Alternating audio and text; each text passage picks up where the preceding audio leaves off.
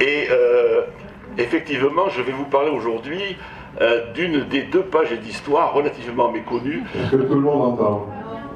Ah, J'allais dire que c'est du prénom. trop bas. Ouais, c'est de mettre par là. Parce que sinon, Sinon, on repassera à l'ancienne, on fera l'ancienne. Alors, je ne sais pas si j'étais venu vous parler de la déportation dans le Sahara algérien des indésirables français étrangers. Il me semble. Peut-être. L'association était venue à Port-Ventre. Ah, mais voilà, j'en avais parlé à Port-Ventre. Et donc, avec cette déportation en Algérie des indésirables français et étrangers, l'autre grand moment de la xénophobie, de la politique xénophobe et raciste de l'État de Vichy, c'est la rafle des Juifs étrangers de l'été 1942. Et cette rafle, elle se déroule en deux temps. En juillet, c'est Paris, c'est la fameuse rafle du Veldiv, et en août, c'est la rafle en zone sud.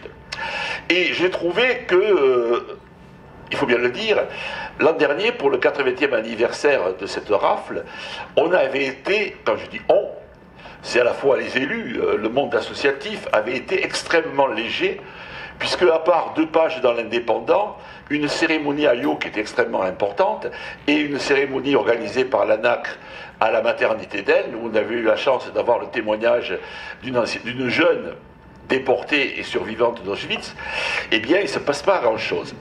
Or, c'est un moment extrêmement fort, parce que c'est le reflet. Comment expliquer que dans l'esprit des hommes politiques de Vichy, dans l'administration française, Bousquet en tête, c'est-à-dire Bousquet c'est le secrétaire général de la police de Vichy, mais dans l'administration préfectorale, dans la police de base, dans les mairies, comment toute une série de bons Français ont participé à l'organisation de cette rafle.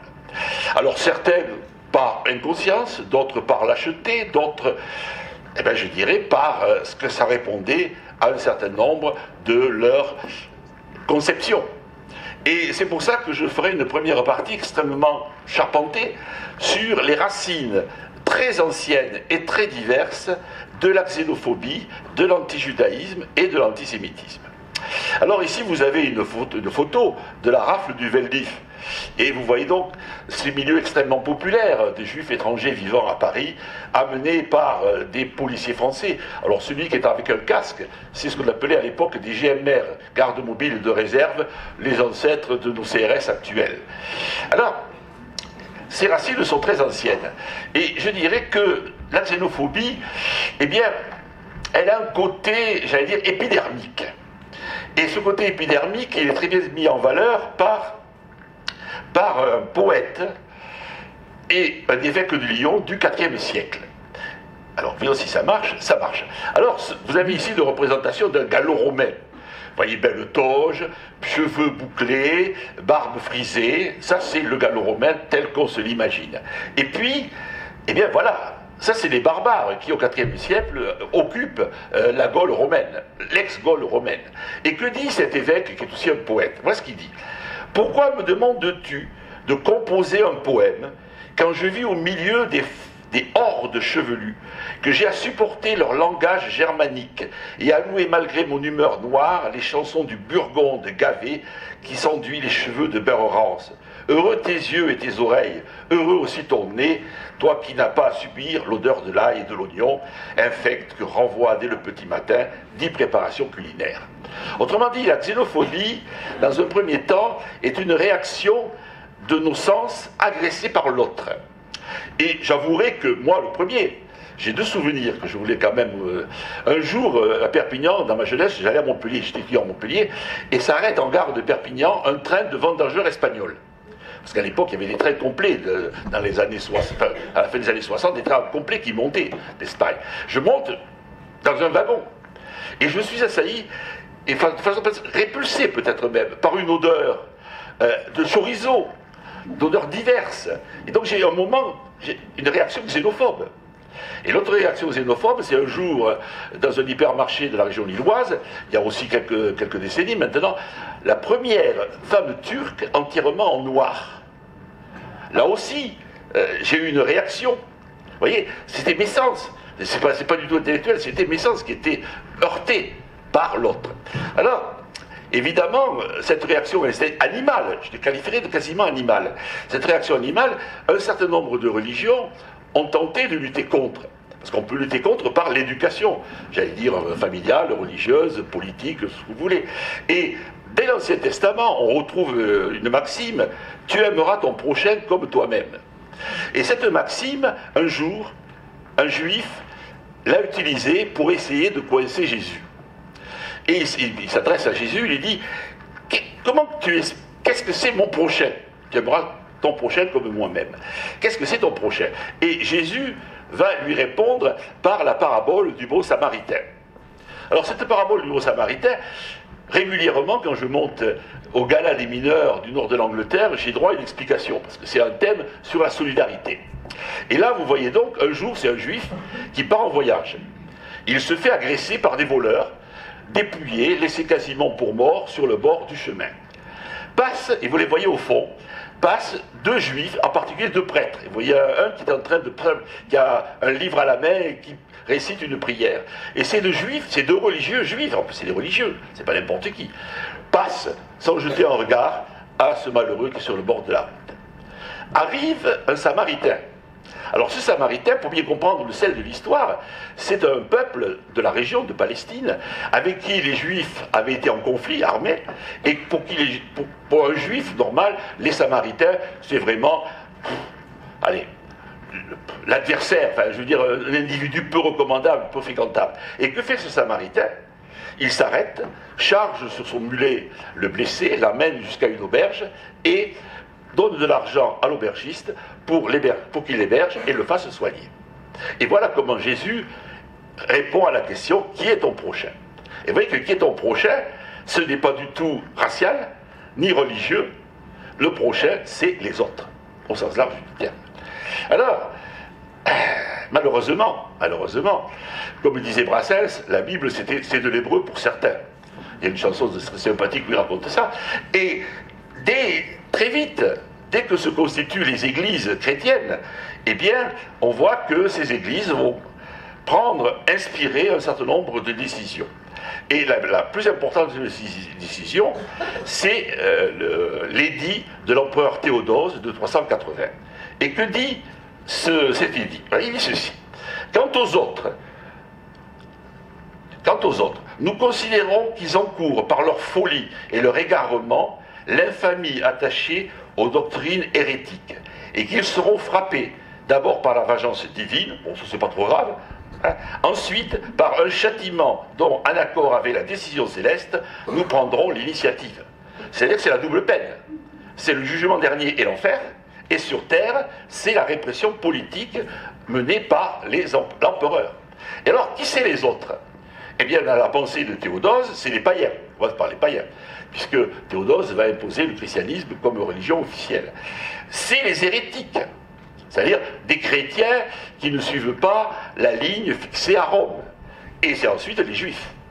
Et donc, on va se mettre en place dans les siècles qui suivent toute une série, j'allais dire, de lois qui vont frapper d'incapacité juridique et administrative ces autres. Et alors, j'en prendrai... Et évidemment, les souverains très chrétiens qui vont suivre au Moyen-Âge et dans les siècles suivants, eh bien, ils vont multiplier ça. Alors, je prendrai quelques exemples. C'est la croisade contre les Albigeois, type même d'hérétique. C'est l'exécution du chevalier de la Barre à Ville en 1766, condamné à mort pour blasphème. Vous voyez que ça va jusqu'au XVIIIe siècle en France. Je ne vous parle pas de l'Europe centrale, où ça va continuer quasiment jusqu'à la fin du XIXe siècle. Ainsi, pour des raisons religieuses, idéologiques, eh bien, l'autre est devenu un danger qu'il faut éradiquer. Et vous voyez comment, j'allais dire, le message de Jésus a été complètement occulté. Hein? Ça, c'est un premier point. Puis, deuxième point, c'est le développement. C'est que la xénophobie, elle a des racines pas simplement religieuses, elle a aussi des racines sociales. Et je prendrai deux exemples. Pour les petits blancs, alors, petits blancs, je jargonne, c'est quoi les petits blancs? C'est un concept qui est apparu aux États-Unis. C'est les ouvriers de Chicago, enfin de ces régions industrielles du nord des États-Unis, qui voient arriver et entre en concurrence avec les anciens esclaves noirs qui quittent le Sud. Et donc ces petits blancs, c'est-à-dire ces ouvriers, ils vont cohabiter et ils vont être en concurrence sur le plan du travail avec les anciens esclaves noirs. Et donc, pour ces petits blancs, alors, que ce soit aux États-Unis ou à l'île ou à Roubaix-Tourcoing, c'est la même chose, hein, ces petits blancs, eh bien, voient le travailleur étranger comme un concurrent, soit même comme un jaune, qu'on va utiliser pour briser les mouvements de grève, par exemple. Et donc, vous voyez, ça donne des choses extrêmement importantes. Et là, ça débouche, par exemple, 1893, nous sommes à Aigues-Mortes, dans les salines d'Aigues-Mortes, énormes salines d'Aigues-Mortes. Et donc vous aviez à Aigues-Mortes des salines avec des travailleurs, j'allais dire, permanents, locaux. Et pour la récolte de l'été, on faisait venir des saisonniers italiens. Eh bien, il y a eu un jour une émeute, et cette émeute, il y a quand même eu 8 Italiens qui ont été tués, malgré l'intervention des forces de l'ordre, et j'ajouterai que jamais personne n'a été condamné pour ces 8 meurtres. Voilà. Donc, vous voyez, la xénophobie frappe aussi les milieux populaires, c'est pas c'est pour des raisons sociales. Et dans les Pyrénées-Orientales, ça touche aussi la petite bourgeoisie. Parce que il faut savoir qu'en 1914, les hommes étant mobilisés, eh bien, on les a remplacés en faisant venir d'Espagne ou d'Italie, mais surtout d'Espagne pour nous, on a fait venir donc des travailleurs. Et c'est enraciné, c'est développé un mythe, un fantasme. C'est l'enrichissement pendant la guerre 14-18 de ces travailleurs espagnols. Alors moi, je voudrais bien qu'on m'explique comment un ouvrier agricole ou un ouvrier maçon peut faire fortune. Vous voyez, là on est vraiment dans le fantasme. La fake news, c'est pas une invention nouvelle, c'est un fantasme. Et alors, ce fantasme, il va être réactivé chaque fois qu'il y a mobilisation générale. Donc en 1938, lors de l'affaire des Sudètes, en 1939.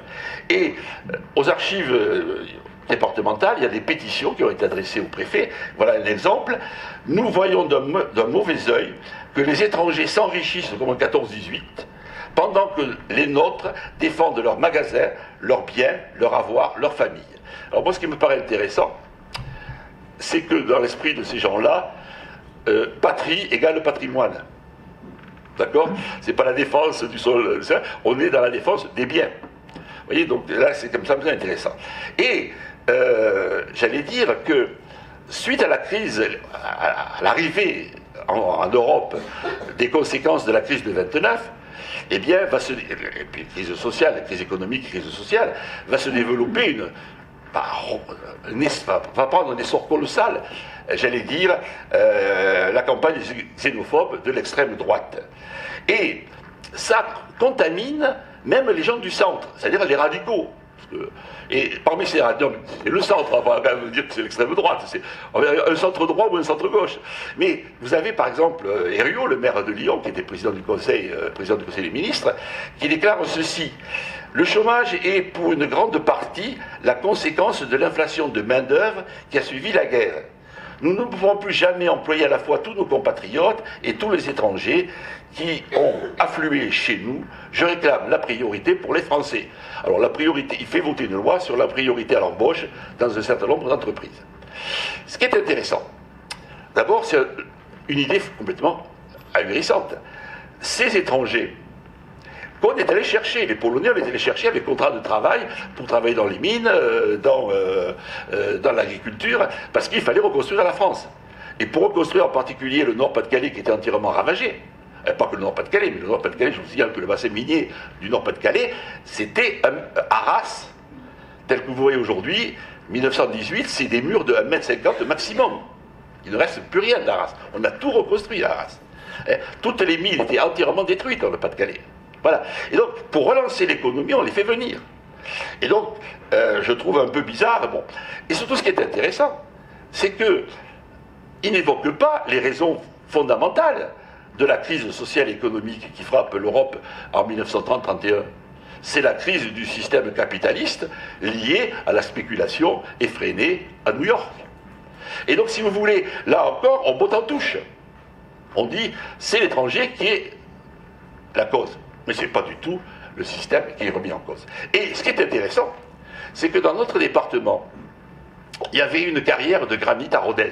Si un jour vous montez sur Rodez, sur la droite, vous avez le vieux village, et de l'autre côté de la tête, vous voyez encore les trémies, et là on fabriquait des pavés. On fabriquait aussi du ballast pour les chemins de fer. Et donc en 1936, vous avez le maire radical qui était le directeur de la carrière, qui veut appliquer cette loi parce qu'il y a eu une commande d'État pour les SNCF, pour les chemins de fer. Et les ouvriers, c'est l'été 36, on n'est pas, je veux dire, on est en pleine période quand même d'euphorie sociale. Eh bien, en juillet 36, les ouvriers se mettent en grève en disant, nous savons qu'il n'y a pas eu de travail pour tout le monde, mais nous voulons, nous, les Français, les Espagnols, les Italiens, partager sous la houlette du syndicat le travail qu'il y a. Et donc, il est hors de question qu'on accepte que les étrangers ne soient pas embauchés lors de la reprise de la carrière. J'ajouterai qu'il y a un troisième aspect à cette xénophobie.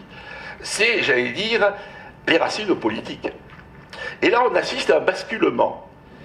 Au 19e début, jusqu'à, on va dire, allez, dans les années 1850, vous avez une vision, j'allais dire, positive de l'étranger.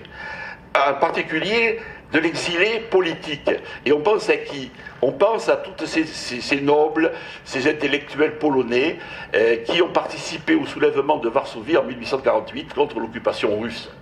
Et qui écrasaient, les insurrections écrasées, un certain nombre se replient en France. Et donc on les accueille, parce que la France, grande démocratie, on est après la Deuxième République, donc grande démocratie, fraternelle, on accueille avec enthousiasme ces immigrés politiques. Et puis il y a un basculement. L'immigré devient un terroriste potentiel. Et on peut le dater, ça, c'est l'assassinat à Lyon, en 1894, du président de la République, Sadi Carnot, par un anarchiste italien. Et à partir de ce moment-là, j'allais dire, l'étranger est potentiellement dangereux. D'ailleurs, comme la classe ouvrière, qui est aussi potentiellement dangereuse, et on va prendre des mesures politiques. Alors, autre exemple, l'indépendant pendant toute la guerre d'Espagne tire à boulet rouge contre les rouges. Donc là, vous avez une campagne extrêmement forte. Et ça donne quoi? Ça donne des lettres. Les historiens adorent les lettres, de dénonciation en particulier. Alors, nous partons, septembre 1939, nous partons laissant femmes et enfants et vieux parents. Mais si les lâches, je souligne lâches, espagnols, qui se trouvent ici, plus jeunes que nous, et bandits notoires, je souligne, ne quittent pas le pays, attendez-vous à des incidents violents et sanglants. Voilà à quoi on arrive au niveau politique. J'ajouterai que dans l'entre-deux-guerres, ce qui est pour nous l'entre-deux-guerres, apparaît une catégorie nouvelle. C'est les apatrides. Les apatrides sont des gens qui n'ont plus de nationalité. Alors les premiers apatrides de l'époque moderne, c'est, j'allais dire, les Juifs de Thessalonique. Alors à Thessalonique, vous situez ça quasiment au fin fond sur la côte, presque au niveau de Istanbul, de Constantinople d'Istanbul. Et là, vous avez des Juifs qui avaient été chassés d'Espagne par les rois très catholiques, qui s'étaient réfugiés dans l'Empire turc, et ils vivaient en bonne entente avec les chrétiens, les musulmans à Thessalonique. Et puis, en 1912, Thessalonique est conquise par les Grecs. C'est les conflits qui vont déboucher dans les années 20, dans une guerre entre eux. Et ces Grecs, eh bien, ce sont des hyper-nationalistes. C'est-à-dire, c'est la langue, c'est l'histoire, et c'est la religion orthodoxe. Extrêmement archaïque, extrêmement, j'allais dire, anti-juive et antisémite. Et donc, eh bien, vous avez un certain nombre de ces juifs de Thessalonique qui vont émigrer en Europe et particulièrement en France. Et on en aura même à Perpignan, j'y reviendrai. Et donc, les deuxièmes, c'est les Russes blancs, c'est les Arméniens. Et vous allez monter en puissance. C'est Hitler qui déclare que les juifs du Troisième Reich ne sont pas allemands. Donc, ils deviennent apatrides. Les juifs autrichiens et allemands deviennent apatrides. Et puis, dernière couche, c'est les républicains espagnols. Puisque Franco déclare que les républicains ne sont pas espagnols. Voilà. Et donc, quand vous avez les apatrides, se pose un problème. Que faire de ces apatrides? Et vous avez une loi de Daladier, de 1938, sur les étrangers, qui déclare, voilà, si les indésirables étrangers, c'est à ce moment-là qu'apparaît le concept d'indésirables. Les indésirables étrangers, qu'on ne peut pas renvoyer chez eux, puisqu'ils sont apatrides, seront internés administrativement dans des centres de séjour surveillés. C'est-à-dire qu'on revient à la lettre de cachet. Il suffit que un préfet signe un papier, il peut envoyer pour un an quelqu'un dans un centre de séjour surveillé, c'est-à-dire en prison, dans un camp, pour faire simple. Cette loi sera utilisée lors de la retirade. C'est à partir de cette loi que les républicains espagnols vont être internés dans les camps. Voilà. Je dirais que j'allais terminer avec le côté xénophobe. Maintenant, je vais passer au deuxième aspect, c'est l'antijudaïsme. Alors, l'antijudaïsme est très très ancien. Il remonte au IIe siècle. Là, vous avez certains pères de l'Église, pas tous, il faut être pas juste, certains pères de l'Église vont décréter le peuple juif, vont qualifier le peuple juif de peuple déicide, c'est-à-dire peuple qui a tué Dieu, et vont les vouer aux gémonies pour X générations. C'est-à-dire que le péché des pères va remonter, ça. Et à partir de là, eh bien, vous allez avoir, par exemple, lorsqu'il y a des croisades, sur le chemin des croisés, en particulier ce qu'on appelle la croisade des enfants, vous allez avoir des massacres de juifs tout le long de la croisade. Vous avez des pogroms. Je vous signale que les derniers pogroms, c'est quand même les Russes blancs qui, pendant la guerre civile en Russie, vont tuer 200 000 juifs. Voilà. Les pogroms, vous en avez vu... Alors, pour les plus vieux, vous avez peut-être vu... la comédie musicale Un violon sur le toit, à part moi, je suis vraiment le plus vieux de la scène. Un violon sur le toit, donc c'est l'histoire d'un shtetl, c'est-à-dire d'un village juif qui vivait heureux, et puis arrive un pogrom. Et alors, ce qui est très drôle, c'est que, enfin, ce qui est très drôle, si on peut dire, c'est que moi, j'ai revu en Pologne cette comédie musicale. Et mes amis polonais, enfin les Polonais de la salle, a très bien vécu ça, alors que l'antisémitisme en Pologne, c'est quelque chose, a très bien vécu ça. Pourquoi? Parce que c'était un pop. C'est-à-dire que ce shtetl n'était pas dans la partie catholique de la Pologne, mais était dans l'Ukraine orthodoxe. Et donc, il se sentait modérément concerné par la chose. Bon, passons. Et donc, si vous voulez, Maurras, 1940, il dit quoi? Il parle de l'antijudaïsme de Pau, des Pieds Noirs d'Algérie. Voilà. Donc on revient, vous voyez, sur quelque chose d'extrêmement viscéral. Et dans la tradition chrétienne catholique, lors d'une messe de Noël, on tuait symboliquement les Juifs. Et donc on faisait un charivari. Alors vous imaginez, les gosses, ils attendaient avec impatience ce moment de la messe, hein, et on faisait un grand charivari pour tuer symboliquement les Juifs déicides. Et ça va durer. Dans un roman Roqueblanc, on en raconte à Montlouis dans les années 1940. Hein, voilà, au tout début de la guerre. Donc ça dure très très longtemps. Et cet antijudaïsme va être un terreau dans lequel va se développer l'antisémitisme. Et l'antisémitisme, il apparaît... Alors ça, c'est quelque chose d'intéressant. Ça fait partie des fantasmes. Parce que, à partir donc, de ces juifs déicides, on va élaborer toute une série de fantasmes collectifs. Et là, vous avez des juifs qui sont en train de poignarder des hosties. Or, pour des catholiques, l'hostie consacrée, c'est le corps du Christ. Donc il rotue le Christ. Vous voyez? Et alors, il y a des histoires aussi, mais ça dure jusqu'au 19e siècle en Europe centrale, où on accusait les Juifs de tuer, de kidnapper les enfants, de les tuer pour récupérer le sang, pour justement, lors de la Pâque juive, blablabla. Donc si vous voulez, vous avez toute une série de fantasmes. Mais quand je dis fantasmes, ça débouche sur des procès, sur des crimes, sur plein de choses qui vont imprégner la culture occidentale pendant des siècles et des siècles. Alors, l'antisémitisme, eh bien, il apparaît en gros au milieu du 19e siècle. Et il y a deux dates, 1855, c'est un dénommé Gobineau qui écrit un livre qui s'intitule « Essai sur les inégalités des races humaines ».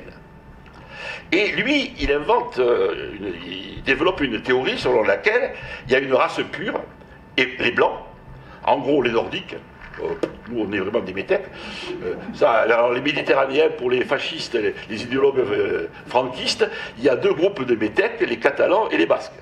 parce qu'ils sont matinés de juifs. Enfin, c'est vraiment, pour les franquistes, il y a les purs castillans, vous voyez, les élus de Christophe Colomb, les successeurs de Christophe Colomb, et puis il y a les sous-peuples, les Catalans et les Juifs, qui partent sur le marché, sont de gauche et républicains. Donc, franchement, ils avaient tout l'État, les Catalans et les Juifs en Espagne. Les Catalans et les Basques en Espagne. Et donc, il déclare donc qu'il y a cette race pure, et à côté, il y a la race des races de couleur. En gros, les Juifs et les Arabes, c'est-à-dire les Sémites, parce que les Arabes sont des Sémites. Et alors, le mélange des races entraîne le déclin de la race pure, de la race supérieure. Et donc, il faut absolument préserver la race blanche. Je veux dire que c'est un fantasme qui nous revient aujourd'hui encore sous les formes du grand remplacement, je ne sais pourquoi. Et la deuxième date importante, c'est 1879. Un journaliste écrit un pamphlet, un journaliste allemand, c'est intéressant, Victoire du judaïsme sur la germanité, considérée d'un point de vue confessionnel. C'est-à-dire qu'on ne parle plus, non confessionnel, excusez-moi, d'un point de vue non confessionnel. Donc on ne parle plus de religion, on parle bien de race. Et on est dans la suite de Gobineau. Et ça vous donne quoi? Eh bien, l'obsession dès la fin du XIXe siècle, pour un certain nombre de théoriciens racistes, c'est ce mélange. Et ça vous donne les lois de Nuremberg.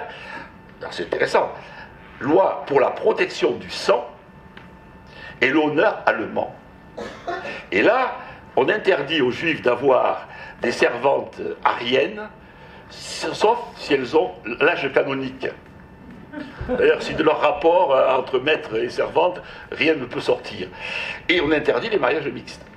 Et là, vous avez des SA qui entourent un couple mixte et qui sont, j'allais dire, exposés à la vindicte publique.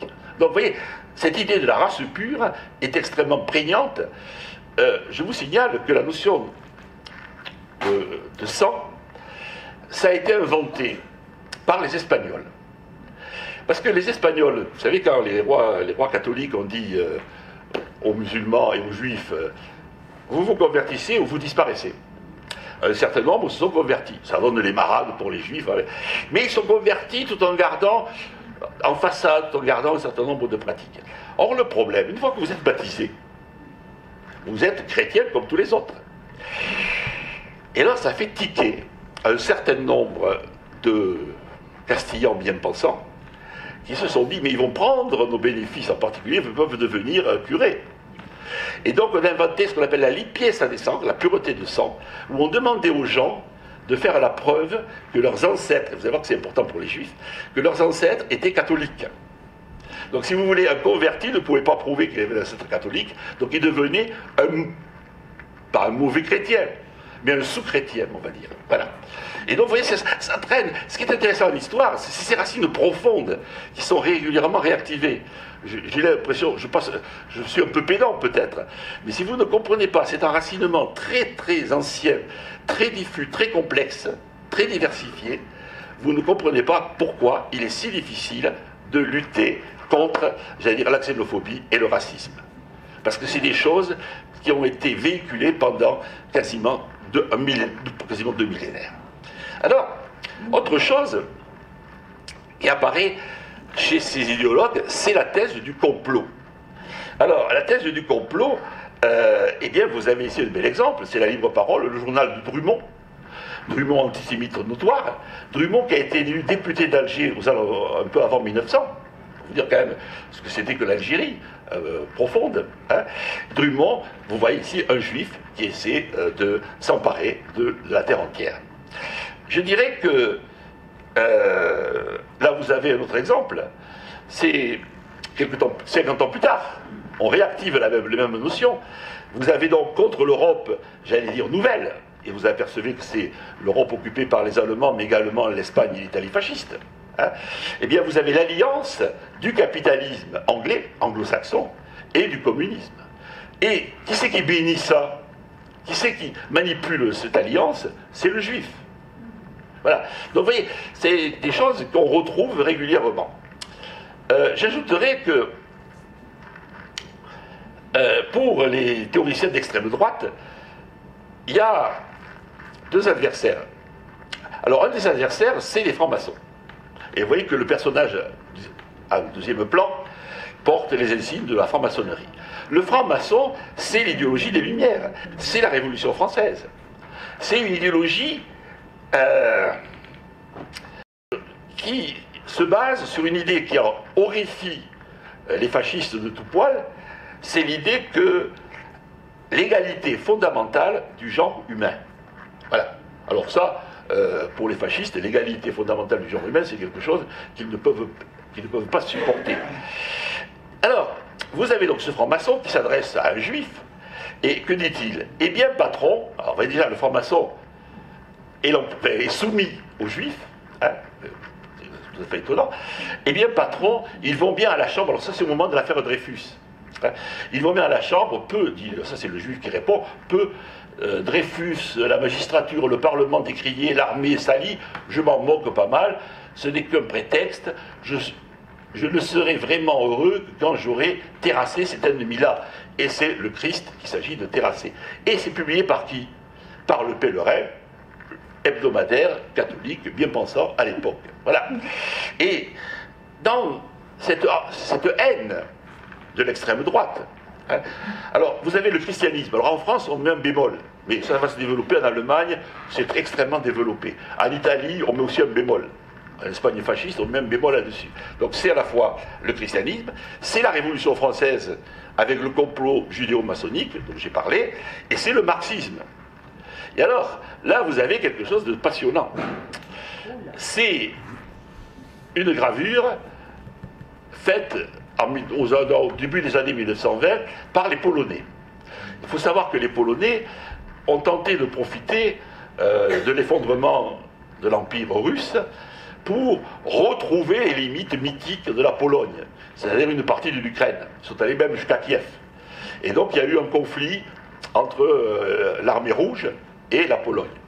Et ils ont inventé un concept qui va faire Florès quelques années plus tard, c'est le concept de judéo-bolchevisme. Les judéo-bolcheviques. Alors là, vous voyez quoi? Vous avez le Kremlin, pas de problème. Vous apercevez un monstre rouge avec l'étoile de David, c'est Trotsky. Trotsky qui est donc le créateur, l'organisateur de l'armée rouge. Bien sûr dégoulinant de sang, mais si vous regardez plus en détail le bas, alors vous avez une série de cadavres, bon passons, vous voyez donc des marins, il s'agit donc des marins de Kronstadt, ceux qui ont été un des éléments décisifs dans la révolution russe, mais si vous regardez au fond, vous avez les jaunes, les asiatiques. Et donc là, on réapparaît un vieux mythe qui se développe à ce moment-là, c'est le péril jaune. Le russe est un asiate, c'est pas un européen. Non mais c'est polonais, c'est pas moi qui le dis, c'est les polonais. Hein. Et donc, si vous voulez, vous voyez que on est quand même sur des choses, quand on pense à ce qui se passe aujourd'hui, on est sur des choses qui ont des racines extrêmement profondes et lointaines. Bon, alors, ce qui est passionnant avec... voilà. Ah, je vais essayer de retrouver ça. Alors, il y a une diapo qui a sauté, peu importe. Ce qui est passionnant avec les Juifs, c'est comme il y a quelques décennies, on va dire dans les années, fin des années 2000, fin des années 1990, c'est que le Juif, comme l'Arabe, pour l'extrême droite, c'est un pain béni. Parce que le Juif, c'est à la fois Rothschild, le capitalisme, et c'est le terroriste, j'allais dire, judéo-bolchevique. L'Arabe, c'est le mania du pétrole, c'est ces sultans là qui nous a écrasés avec le prix du pétrole, et c'est le terroriste palestinien. Donc si vous voulez, vous ratissez très large, et vous mobilisez les forces les plus diverses, et là vous avez une affiche. Alors j'avais une très belle photo dénonçant le capitalisme juif, mais bon, pas paru, et là vous apercevez un soldat allemand, donc ça doit dater des années 1940, après la déclaration de guerre, qui est en train de tailler dans le derrière d'un bolchevique une étoile juive. Et donc le bolchevisme, c'est le judaïsme. Ou le judaïsme, c'est pas peu importe. Donc c'est le lien, on est sur les judéo-bolcheviques, inventés quelques années plus tôt. Alors maintenant, passons à autre chose. C'est les Juifs dans les Pyrénées-Orientales.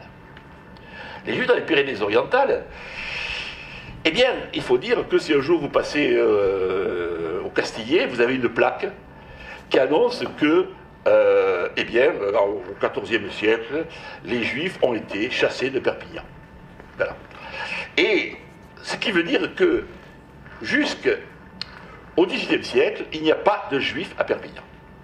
Et à partir du XVIIIe siècle, on va dire milieu du XVIIIe siècle, vous avez des Juifs qui nous arrivent des États pontificaux, c'est-à-dire d'Avignon, et qui sont des commerçants, et qui petit à petit, par le Languedoc, arrivent chez nous. Alors là aussi, on est dans quelque chose d'extrêmement bizarre.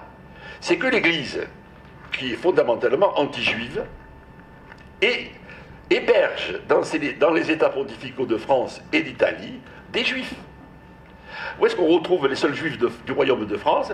Enfin, pas du Royaume de France, c'est dans les États, c'est à Avignon. Et en Alsace, qui a été annexée peu de temps auparavant, et donc vous avez aussi des Juifs en Alsace. Bon.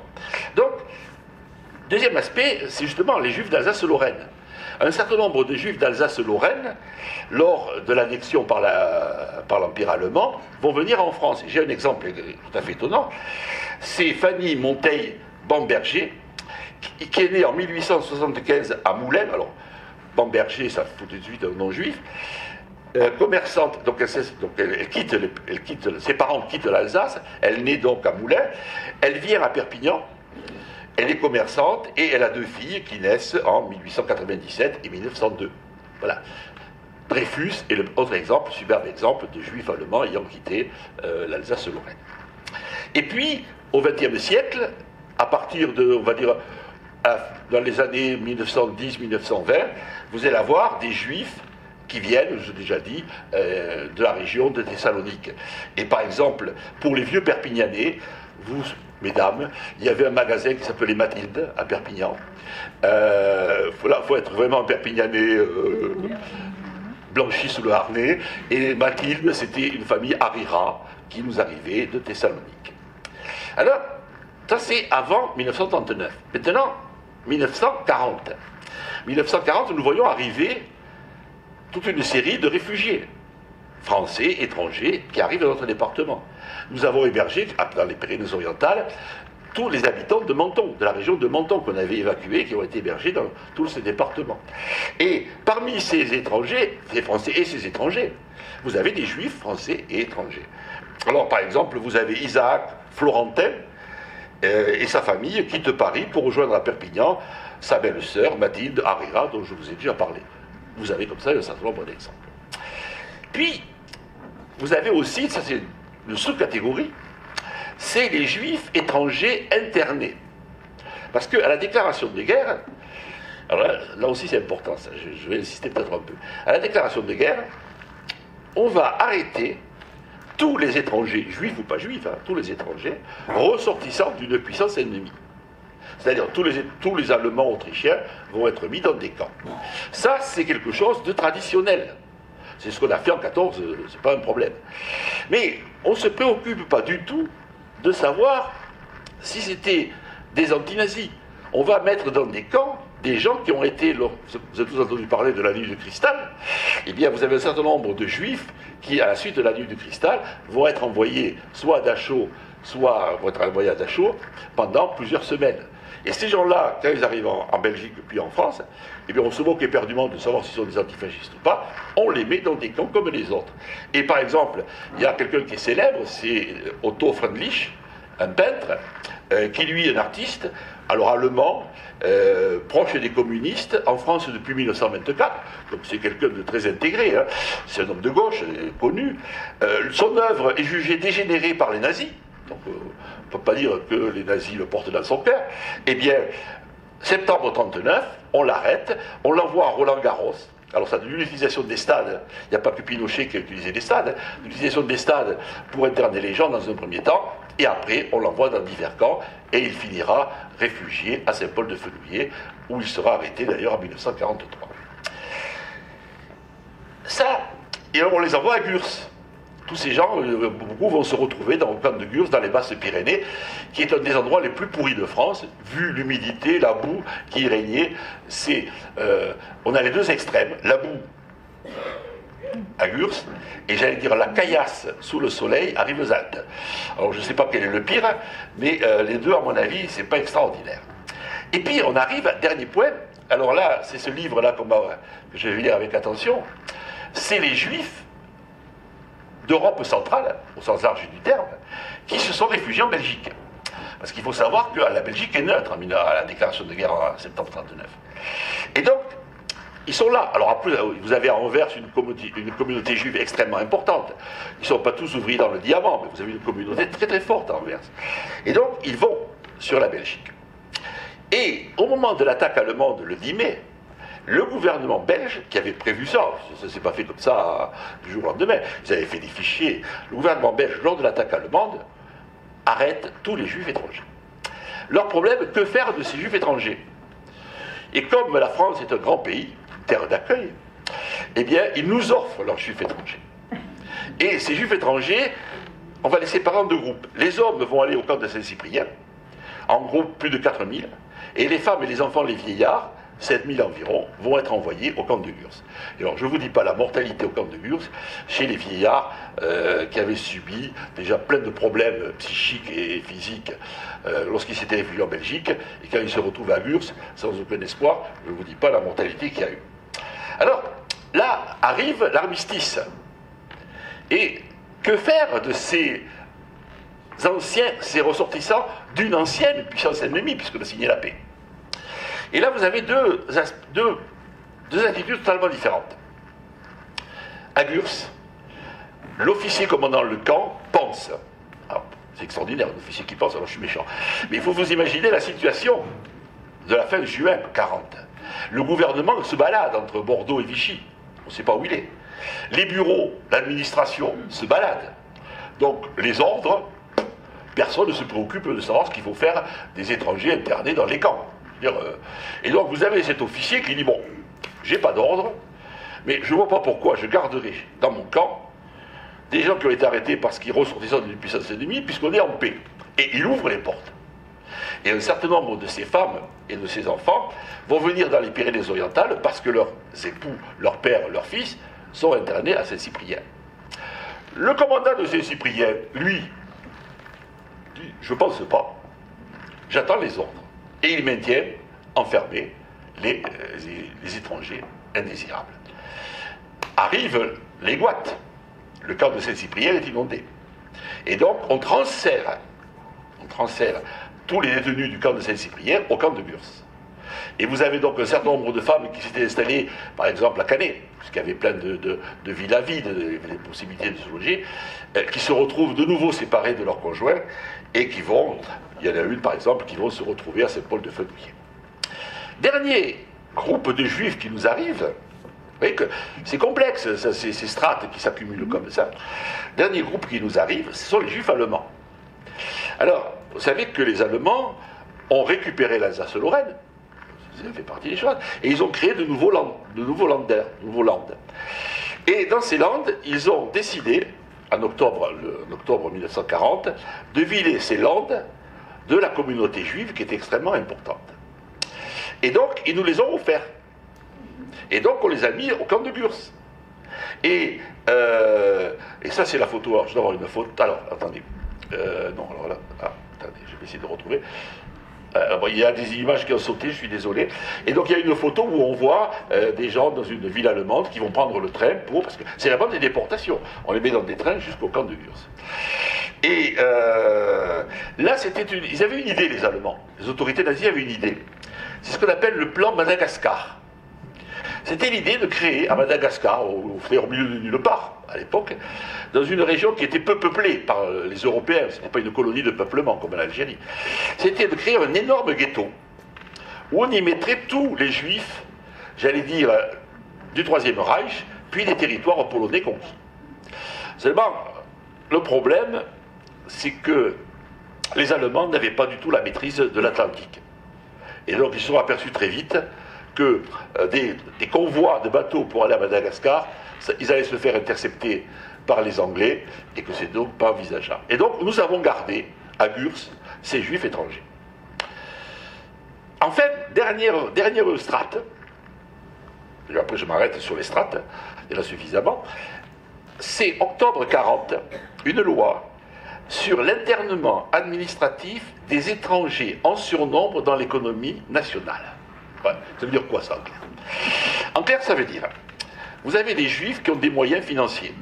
Donc ils peuvent s'installer, j'allais dire, dans les communes de France, de la zone sud. Vous avez des juifs qui sont dans les camps. Aux hommes valides, on leur dit, messieurs, vous auriez intérêt à vous engager dans ce qu'on appelle les groupements de travailleurs étrangers. Et vous sortirez des camps. Mais les vieux, les malades, les femmes, les enfants, qu'est-ce qu'on en fait? Ils sont en surnombre. Et donc on va les mettre dans des camps pour pauvres. Alors vous aurez le camp d'Agde, qui était déjà un camp pour pauvres espagnols. Vous allez avoir toute une série de camps autour de Toulouse, le camp de Noé, où on va mettre des pauvres. Et puis, en mars 1941, ces pauvres, on va les transférer à Rivesaltes. Vous aurez comme ça. Résultat des courses. Je fais simple. Début 1942, 4200 juifs dans les Pyrénées-Orientales. Alors, excusez-moi, je ne sais pas pourquoi il y a des choses qui ont sauté. Comme ça. 1942, donc, 4000 juifs dans les Pyrénées-Orientales, 1% de la population, on ne peut pas dire que ce soit énorme, mais enfin, par rapport à l'avant-guerre, c'est notable. Hein. 1800 Français et donc 2700 étrangers. Alors, ces juifs, eh bien, on en trouve, j'allais dire, on en trouve d'abord au camp de Rivesaltes. Alors, je suis vraiment désolé, le camp de Rivesaltes, alors, je vais essayer de voir s'il n'est pas là, mais... Alors voilà, si, je ne sais pas pourquoi il n'est pas là. Si vous voulez, non, c'est pas ça, c'est toujours, non, c'est pas ça du tout. Le camp de Rivesaltes, c'est un camp qui a été créé en 1935, parce que si vous voulez, il y avait 2 régiments à Perpignan, et quand ils étaient très sages, ils avaient le droit de partir en manœuvre, avec les mulets, tout ça, au Larzac. Et comme on trouvait quand même que c'était un peu loin de Larzac, on a créé dans une zone complètement désertique, quasiment désertique, avec les collines Véropoul qui étaient encore vides, on a créé un camp où on envoyait s'entraîner les soldats du régiment de Perpignan. Alors, en janvier 1941, Rivesaltes devient un camp d'hébergement. Bon, ça c'est encore gentil. Les gens, ils peuvent sortir le jour. En particulier, j'ai un témoignage, le gars qui sort le jour pour trouver un peu de nourriture. Parce que le camp de Rivesaltes, il n'y avait pas un brin d'herbe, il n'y avait plus un seul petit morceau de bois. Tout avait été coupé pour... hein. Et donc, c'est un camp de... Alors, c'est soi-disant un camp de regroupement familial. Ça, c'est du pipeau. Il y avait les îlots pour hommes, les îlots pour femmes et enfants. Donc, les familles n'étaient pas du tout regroupées. Enfin, elles étaient regroupées à Rivesaltes, mais bien séparées dans des îlots enfermés, bien séparés. 150 baraques. Vous voyez là, de la briquette très légère, un toit encore plus léger, donc ce qui veut dire que l'hiver, quand il faisait la tramontane, on se pelait pour être vulgaire, et l'été, on crevait de chaleur. Voilà. Hein. Prévu pour 10 000 personnes. Et puis, un chiffre, 31 mai 1941, il y avait 6 475 internés, 16 nationalités. Plus de la moitié étaient des Espagnols. Un tiers étaient des Juifs, le reste, c'était des étrangers les plus divers. Voilà. Alors, ça, c'est le camp de Rivesaltes. Alors, ce camp de Rivesaltes, très vite, se sont installés un certain nombre d'organisations caritatives. Vous avez une qui est célèbre, c'est l'organisation de secours aux enfants, qui avait été créée dans la Russie du tsariste, pour venir au secours des enfants juifs de l'époque. Vous avez les Quakers. Et puis surtout, vous avez le secours, ce qu'on appelle le secours suisse. Alors, le secours suisse, c'est la maternité d'Elne. Mais c'est également la pouponnière de Banyuls. Hein. Et cette pouponnière de Banyuls, où on va accueillir un certain nombre de bébés nés à la maternité d'Elne. Il y a la liste. Le problème, alors je suis en train de l'étudier attentivement, mais comme ce sont des bébés, je vous en reparlerai tout à l'heure, leurs parents ne seront pas déportés parce qu'on ne déporte pas, on n'envoie pas de Drancy les parents qui ont des enfants de moins de 2 ans. Donc je perds un peu leurs traces, et c'est un peu compliqué de savoir ce qu'ils deviennent. Et surtout, lorsque on pense que va se faire la rafle, eh bien, on met en place une commission de criblage, de triage, si vous préférez. Et il y a le préfet des Pyrénées-Orientales nomme à cette commission un dénommé Paul Corazzi, qui n'était pas un fonctionnaire, et qui, lui, va s'investir énormément pour faire sortir de ce camp les enfants. Mais il le fait sortir très tard, c'est juillet. Et vous avez en gros 170 enfants qui sont placés dans 25 colonies. C'est-à-dire que dans toute la zone sud, vous avez des petites colonies où on va héberger des enfants. Vous avez alors, par exemple, vous avez la Villa Saint-Christophe à Canet, qui est connue, hein, qui a hébergé des enfants espagnols, mais qui a hébergé aussi des enfants juifs. Vous avez à Vernet-les-Bains un hôtel tenu par les Quakers. Bon. Et puis vous en avez 26 qui sont chez des particuliers. Alors, un exemple, je parlais de la maternité d'elle, un exemple, vous avez Elisa Schneider, elle accouche le 18 août 41 à la maternité de 2 jumeaux. Mais elle est renvoyée au camp de Rivesaltes, et les 2 jumeaux meurent extrêmement vite au camp de Rivesaltes. Donc, vous avez une mortalité, tous n'ont pas eu la chance de passer quelques jours, voire quelques semaines, à la pouponnière de Banyuls. Alors, ça c'est les camps. Après, vous avez les GTE, les groupements de travailleurs étrangers.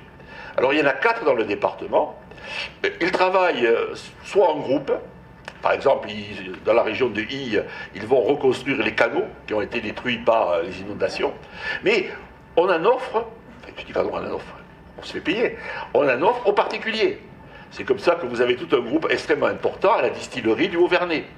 Que vous avez négociant de Bachas qui récupère 2 ou 3 juifs pour travailler dans son affaire. Vous en avez dans les mines, vous en avez dans les... Vous savez, à l'époque, il y a beaucoup de... Le charbon de bois qui fait marcher les gazogènes.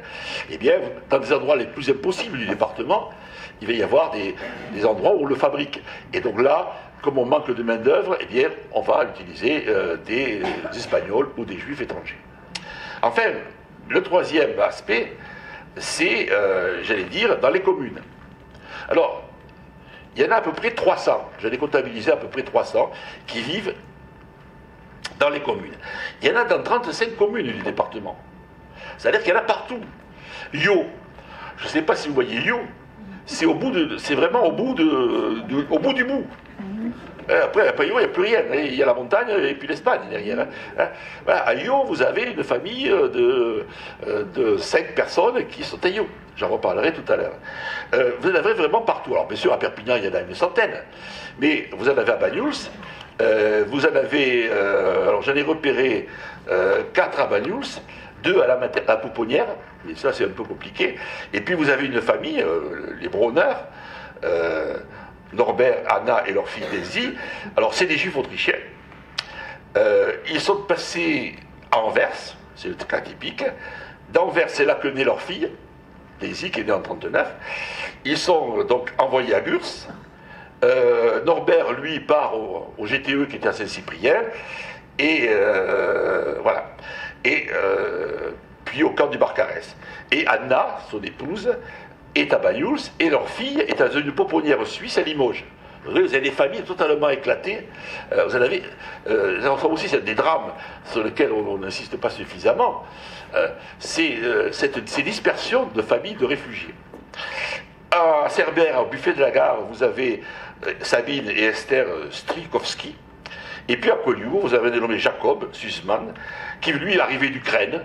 Alors, le problème que j'ai aussi, c'est que dans les fichiers qui sont mis à la disposition des historiens, on vous met le lieu actuel.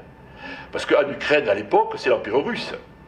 D'accord? Alors, il y a des endroits, moi qui connais bien la Pologne, j'ai beaucoup travaillé avec des écoles de la région de Cracovie, il y avait un endroit où on entendait les coqs chanter dans 3 empires. C'est-à-dire que c'était la frontière entre l'Empire austro-hongrois, Cracovie, l'Empire russe, et puis l'Empire allemand. La Silésie et l'Empire allemand. Donc c'est très compliqué pour les historiens de repérer, et on dit l'Ukraine actuelle. Là, à mon avis, l'Ukraine actuelle, c'est l'Empire russe. Et donc celui-là aussi, il vit à Collioure, où il sera arrêté lors de la rafle. J'insiste pas là-dessus, ces juifs sont très mobiles. Ceux qui sont dans les communes, ils sont très mobiles, et là on a un problème de source. Théoriquement, dans toutes les communes, il y avait un registre d'arrivée et de départ des étrangers, pas des juifs, des étrangers. Le problème, c'est qu'à ma connaissance, je ne connais que celui d'Ille-sur-Tête. Voilà. Et on voit arriver des juifs, 6 en 40, 20 en 41, 19 en 42. Ils restent parfois 2-3 jours, parfois plusieurs mois, parfois ils restent définitivement, où ils seront arrêtés. Bon, je n'insiste pas là-dessus, et j'arrive à la rafle proprement dite. Et là, sur la rafle, on a un problème. C'est que aux archives départementales, il ne reste rien sur cette rafle. Il y a eu pourtant une masse énorme de documents. Je me pose une question, j'ai une hypothèse, pas gentille, mais j'ai une hypothèse. C'est que le secrétaire général de la préfecture, qui présidait la commission de triage du camp de Rivesaltes, a été le préfet à la Libération. Et je me demande si ce charmant jeune homme n'a pas trié les archives de la préfecture pour faire oublier son passé. Heureusement que la bureaucratie française étant ce qu'elle est, à Montpellier, dans les archives du préfet régional, nous avons plein de choses, y compris des rapports qui ont été envoyés de Perpignan sur... Alors, là vous avez un document, c'est que avec l'arrivée de Pétain au pouvoir, on tombe dans l'antisémitisme d'État. Et vous voyez, l'article 2, l'accès et l'exercice des fonctions publiques et mandats énumérés est interdit aux juifs. Bon, ça c'est simple. Mais le dessus, ce qui est amusant, c'est comment définir un juif. Alors voilà, c'est une question aujourd'hui qui serait intéressante. Comment définir quelqu'un dont les grands-parents sont arrivés d'Algérie dans les années 50? Non mais... Et donc, on le définit comment? Pas de façon raciale. Alors, je sais bien qu'il y a eu une exposition « Comment reconnaître un juif ». Ça, je peux vous raconter que c'est pas du tout évident de reconnaître un juif. Hein. Comment... Donc, on dit c'est quoi un juif? Et vous voyez qu'on va utiliser une définition religieuse. Ça me rappelle, on revient à l'Ipis à descendre, des Espagnols. C'est quelqu'un qui a des grands-parents. Alors, vous pouvez sortir un certificat de baptême, mais c'est insuffisant puisqu'on vous demande le fait que vos grands-parents ne soient pas juifs. Bien. Donc, j'insiste pas là-dessus. Alors, le problème, c'est que on va créer ce qu'on appelle l'Institut d'études des questions juives. C'est cet institut qui va organiser cette fameuse exposition « Comment reconnaître un juif ». Et là, ce qui est intéressant sur l'image, parce que moi j'ai beaucoup travaillé sur l'antisémitisme avec les écoles européennes, et donc j'ai des documents sur, en particulier, la Pologne. Le juif devient une araignée. Le juif n'est même pas un sous-homme, il va devenir très vite une sous-bête, une bête malfaisante. Il va même devenir parfois un microbe. Vous voyez, on va même enlever aux juifs, dans la propagande fasciste, nazie, on va même enlever aux juifs cette qualité de sous-homme. Bon, que dire d'autre? Alors, oui, on va créer une organisation qui a pour but de s'occuper des juifs, et en particulier d'arianiser, alors c'est difficile à dire, d'arianiser les biens juifs. Et ce qui est intéressant, c'est qu'à Perpignan, ce qui vous montre le peu de juifs avant-guerre, il n'y a qu'une liste de 20 juifs dont les biens vont être arianisés. Et là, pour les vieux Perpignanais, ou les vieux Catalans, il y avait Zelensky, qui était le propriétaire de la salle de cinéma, le Paris et le Perpignan. Je ne sais pas si vous vous rappelez, cette salle de cinéma qui était sur la Basse, hein, où il y a eu Zelensky... Zelensky qui était donc après a été relativement favorable au parti progressiste dans les années qui ont suivi, puisqu'il y avait plein de meetings et de réunions politiques qui se tenaient dans ces salles. Et puis dernier, fin 42, sur les papiers d'identité, on inscrit juif en lettres rouges. Alors là, vous avez une caricature sur le camp de Gurs. Voilà. Alors, ça c'est parti d'un livret, parce qu'il y a eu plein d'intellectuels et d'artistes au camp de Gurs. Anna Arendt est passée au camp de Gurs, mais il y a vraiment du bon monde qui est passé à Gurs. Et donc, visitez Gurs, si vous voulez maigrir, allez à Gurs. Voilà. Sa cuisine renommée, pour tout renseignement, adressez-vous à votre gendarmerie. Voilà. Donc, ça c'est le camp de Gurs. Et vous voyez quelque chose d'intéressant, c'est que le gars il patauge dans la flotte, dans l'eau. Le camp de Gurs, c'est quand même les Pyrénées-Atlantiques, c'est humide, c'est boueux. Et donc, voilà. Vous voyez donc un couple Beauchy-Beaujean qui est en train de regarder, de se préparer à partir pour le camp de Gurs. Alors, voilà, cette photo que je vous parlais, donc la déportation des Juifs d'Allemagne, hein, et vous avez donc une série d'officiers nazis, et vous avez la population aérienne qui les regarde prendre le train pour pour le camp de Gurs, pour un endroit. Alors là, cette carte, vous avez donc, vous voyez Rivesaltes comme camp, vous avez des croix, c'est les GTE, donc vous avez surtout le Barcarès et Saint-Cyprien, et puis dans la petite carte, vous voyez Toulouse, le fameux camp de Noué dont je vous parlais, le camp de pauvres, hein, et le camp du Récébédou, et Saint-Sulpice, qui sera un camp pour un désirable français, essentiellement donc militant, syndicaliste et communiste. Voilà. Et vous avez le camp des Milles, qui est juste à... Alors là aussi, en quelques jours, ça varie constamment, on passe de 11 à 5, je vous laisse passer. Qui est exempté à la fin? Les vieillards de plus de 60 ans. Sauf s'ils décident de partir avec leur famille. Et là, il y a une histoire dont je vous reparlerai un peu, c'est une famille qui s'était réfugiée à Lyon. Donc il y avait les grands-parents, les parents, le bébé qui était né à Toulouse donc en 1940, elle était en juin 1940, et ils étaient passés à Lyon. Alors à mon avis, il y avait l'espoir de passer à l'Espagne. Mais il y avait le bébé, bon, ils y restent. Et arrive la rafle. Donc la mère a juste le temps de confier le bébé à une voisine, et les gendarmes arrivent. Et les gendarmes, ils ont 3 noms sur la liste. Donc ils veulent 3 juifs. Donc les deux... Alors la grand-mère est morte entre-temps, est enterrée à Lyon, et donc il y a les parents, et il manque quelqu'un, puisque le grand-père, il a plus de 60 ans, donc il est exempté. Et donc le grand-père dit, mais je suis là, c'est moi le 3e juif. Et donc le grand-père choisit d'être déporté avec son fils et sa belle-fille à Drancy, puis en Allemagne. Bon.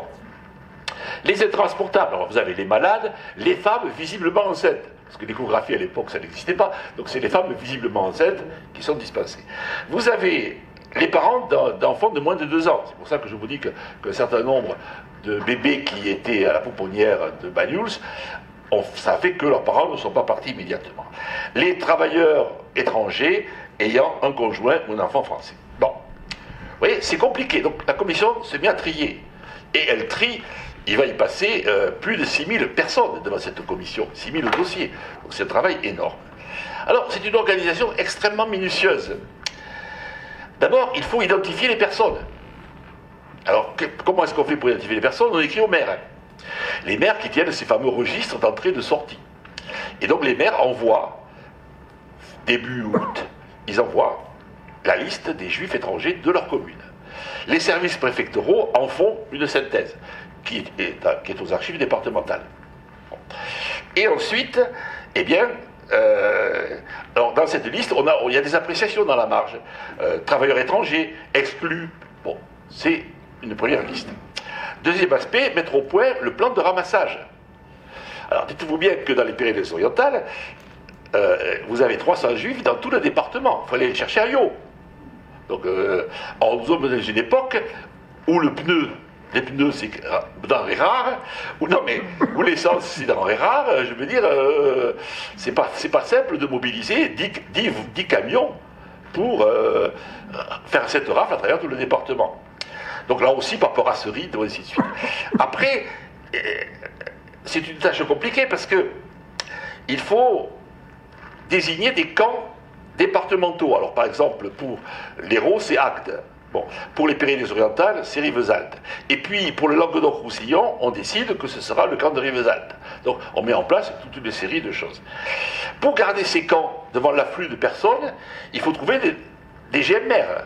Donc, on mobilise, rien que pour Rivesaltes, 400 GMR. Vous voyez ce que ça représente. Et pour encadrer un seul convoi, si je prends le convoi du 1er septembre, 173 personnes, on y met dans le train 36 GMR. Voilà. Donc ils vont partir et ils vont revenir. Enfin, donc c'est une organisation extrême. En plus, les pénuries. Alors je vous ai parlé de l'essence, mais on a décidé que dans les wagons à bestiaux, il fallait mettre de la paille. Et dans les Pyrénées-Orientales, la paille, c'est une denrée rare. Donc il faut aller chercher je ne sais où de la paille. Il faut donner de la nourriture. Il faut donner 2 jours de nourriture aux gens qu'on va déporter.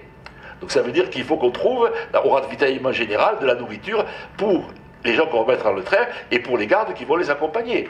Et tout ça dans un laps de temps, puisque je vous parle, ça va se faire quasiment en 15 jours. Mais ça se complique encore. Parce que on décide de regrouper les familles pour qu'elles passent devant la commission de triage. Alors, vous avez donc un certain nombre d'hommes qui étaient dans les groupements de travailleurs étrangers, dont les femmes étaient restées à Gurs. Donc on les fait venir de Gurs à Rivesaltes.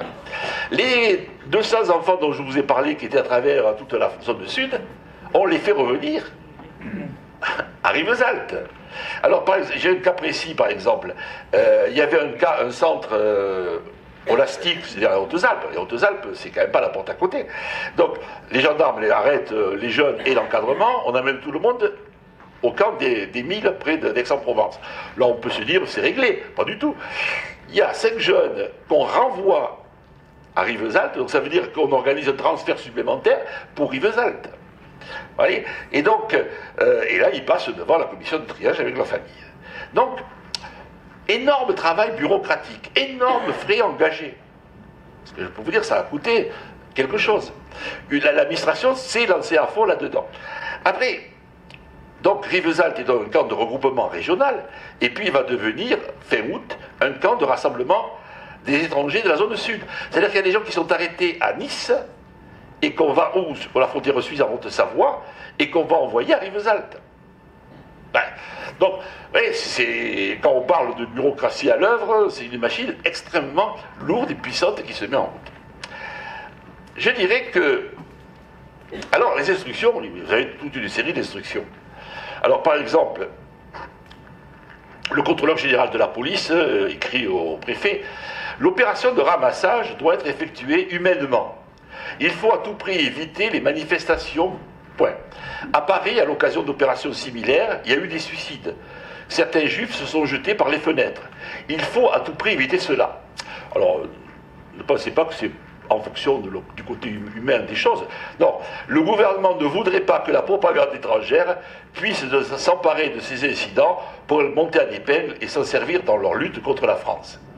Et dans la suite, il dit, le ramassage doit se faire simultanément dans toute la France, entre 4 et 5 heures du matin, parce qu'ils seront au lit, et donc on les aura. Et pour qu'elles réussissent, il faut qu'elles soient tenues secrètes et minutieusement préparées. Et il ajoute, notre texte, le chef du gouvernement tient à ce que vous preniez personnellement en main le contrôle des mesures décidées. Vous n'hésiterez pas à briser toutes les résistances que vous pourrez rencontrer dans la population et à signaler les fonctionnaires dont les indiscrétions, la passivité ou la mauvaise volonté auraient compliqué votre tâche. Parce qu'il faut dire quelque chose. Dans les GTE, l'organisation des GTE, elle fonctionnait essentiellement avec des travailleurs étrangers. Il y avait quelques cadres français, mais l'essentiel des secrétaires, tout ça, c'était des petites mains, c'était les étrangers. Donc c'était un peu compliqué pour éviter qu'ils soient au courant.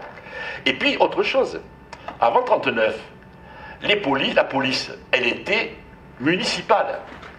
C'est-à-dire que dans une ville comme Perpignan, vieille ville socialiste, vous aviez dans la police, du gardien de la paix jusqu'au commissaire, un certain nombre de socialistes, qui, pour quelques-uns d'entre eux, on ne peut pas voir le nombre, certains ont été résistants. Enfin, j'ai des cas de résistance.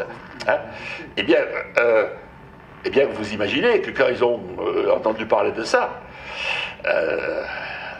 ça s'est ébruité, hein, discrètement. Alors, cette rafle, en fait, il y a 3 rafles. Il faut dire que c'est compliqué, les choses. Il y a 3 rafles.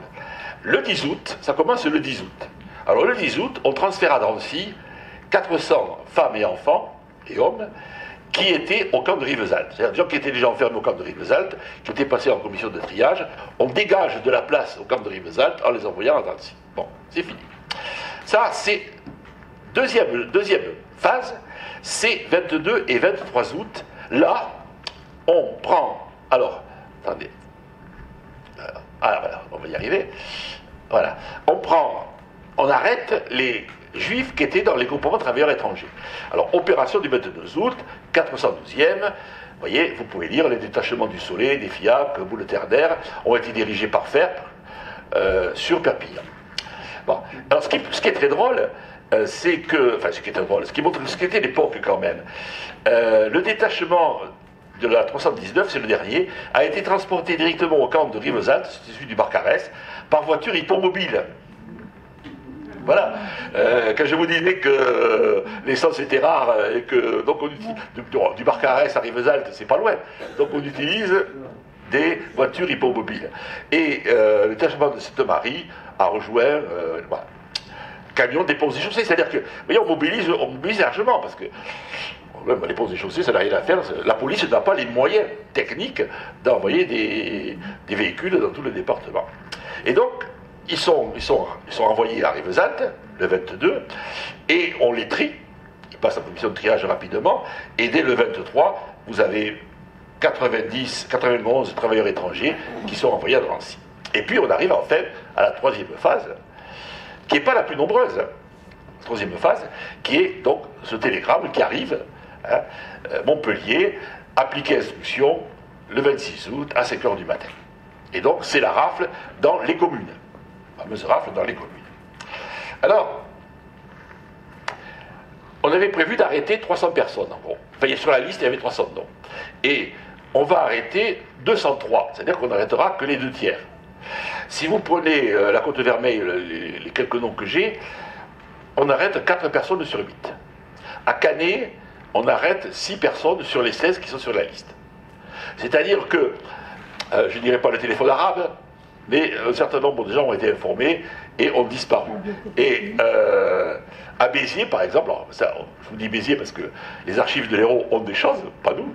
À Béziers, 50%, il n'y a eu que 50% d'arrestations. Donc c'est un chiffre extrêmement faible. Alors, bilan. Sur 14 000 arrestations prévues, il y a eu 6 500 effectuées, c'est-à-dire à peu près la moitié. Et sur les 6 500 qui ont été arrêtés, ils passent en commission de triage, et là, on n'en retient que 2300 pour Drancy. Donc de 14 000, on est descendu à 2000. Je ne sais pas si vous voyez la déperdition énorme. Tout ce travail pour arriver à 2000. Et heureusement, dans ce sens. Là, je suis très heureux qu'il y ait autant qui aient réussi à s'échapper, c'est pas ça la question. Et donc, c'est pour vous montrer quand même.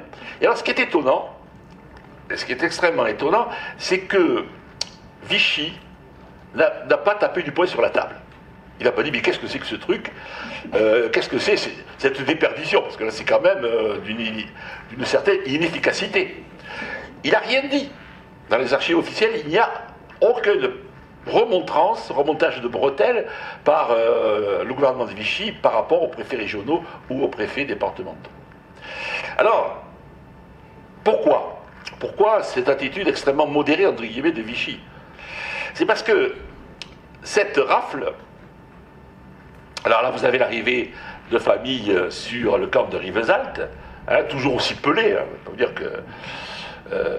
et là alors, ce qui est intéressant, c'est de voir nos GNR avec les casques coloniaux.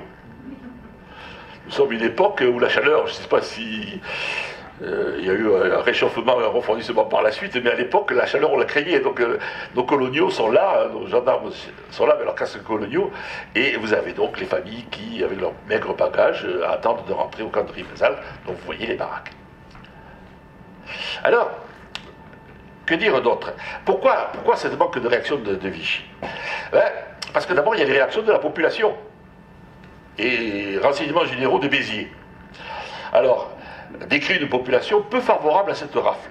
En ce qui concerne les répercussions que ces opérations ont eues dans les milieux israélites étrangers et ont fait l'objet d'exceptions, elle a suscité la crainte de voir se généraliser les arrestations. Cette crainte s'est même manifestée dans les milieux israélites français. Autrement dit, la population juive, globalement, s'est affolée. Et à Canet, on voit un certain nombre de juifs qui disparaissent. Les voisins disent, mais un jour, ils avaient la voiture devant la porte, et puis on ne les a plus vus. Ils ont disparu. Quant à l'impression produite parmi la population de Béziers, alors Béziers, population ouvrière, c'est pas le Béziers d'aujourd'hui, hein. C'est une population du Midi Rouge, c'est des grandes usines métallurgiques, c'est un grand dépôt de SNCF, donc c'est une ville rouge, Béziers. Hein. Alors, je dis ça parce que les temps évoluent malheureusement. Quant à l'impression produite parmi la population de Béziers, elle a été en général mauvaise, et les opérations effectuées par la police ont été critiquées comme étant contraires aux principes d'humanité française. Dans les masses, ces opérations ont provoqué la compassion à l'égard des juifs arrêtés, voire l'indignation. Les milieux particulièrement hostiles à toute collaboration avec l'Allemagne ont tendance à exploiter cet événement à leur fin.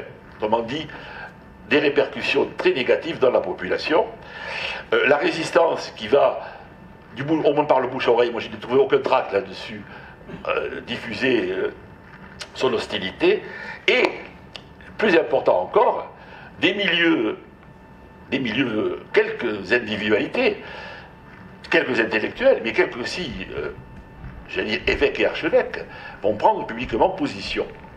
Et en particulier sur Toulouse, vous avez Monseigneur Saliège, et sur Montauban, vous avez Monseigneur Théas, qui vont faire lire en chair des lettres pastorales, dont je vous lirai tout à l'heure un extrait. Alors, on voit bien que ces rafles sont extrêmement impopulaires. Et les autorités nazies, elles ne sont pas idiotes. Hein, les autorités nazies, vous m'entendez? Les autorités nazies ne sont pas idiotes. Dannecker ou les autres, où ils disent, voilà, on ne va pas affaiblir le gouvernement de Vichy et surtout Laval qui est si favorable à la collaboration. Hein, en particulier le STO est en train de se profiler, ça va arriver. Hein. Donc on ne va pas le mettre en difficulté, on va arrêter les rafles en zone sud et on va reporter nos efforts en zone occupée. Voilà, on va remplir nos trains pour Auschwitz en zone occupée. Alors, je vais vous lire quand même un petit extrait de la lettre pastorale de Monseigneur Théas. Des scènes douloureuses et parfois horribles se déroulent en France sans que la France en soit responsable. Ça, c'est un peu faux cul. Hein, je le dis comme ça, il ménage Vichy. Non, mais il ménage Vichy par cette phrase. À Paris, par dizaines de milliers, des Juifs ont été traités avec la plus sauvage barbarie.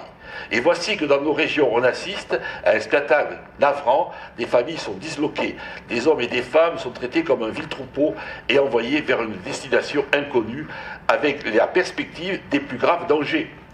On ne sait pas où ils vont, mais on se doute bien que ce n'est pas pour leur bien qu'on les envoie dans les territoires de l'Est. Voilà. Donc, et alors, je proclame que tous les hommes, ariens ou non, ariens, sont frères parce que créés par le même Dieu. Or, les mesures antisémites actuelles sont un mépris de la dignité humaine, une violation des droits les plus sacrés de la personne et de la famille. Et il conclut que Dieu console et fortifie ceux qui sont iniquement persécutés. Alors, bien sûr, c'est une minorité. C'est 5 évêques sur la centaine de France. Mais évidemment, ça se diffuse. Et malgré les efforts du gouvernement de Vichy pour empêcher cette diffusion, cette attitude est connue. Et ça embête d'autant plus Vichy qu'il s'appuyait sur l'épiscopat français, et en particulier Monseigneur Géry. Bon, alors, commence donc, ils sont donc à Rivesaltes, 2311 personnes vont être transportées du camp de Rivesaltes à celui de Drancy. Alors, cette photo, je suis désolé, si j'étais en état historien, je me ferais remonter les bretelles, parce que cette photo, elle est prise en zone nord. Car vous voyez le jeune gamin qui porte une étoile juive, en zone sud, il n'y a pas d'étoile juive. Non mais, là je suis obligé, je mets cette photo parce que je n'ai pas de... les photos, il y a 2 photos en tout sur le camp de Rivesaltes, donc j'ai mis cette photo, mais je vous le dis, mais enfin c'était quand même des gendarmes français, c'est bien une déportation organisée par les Français. Et donc, il y a eu en gros 9 convois qui sont partis de Rivesaltes pour Drancy. Alors, chaque fois, c'est la même procédure.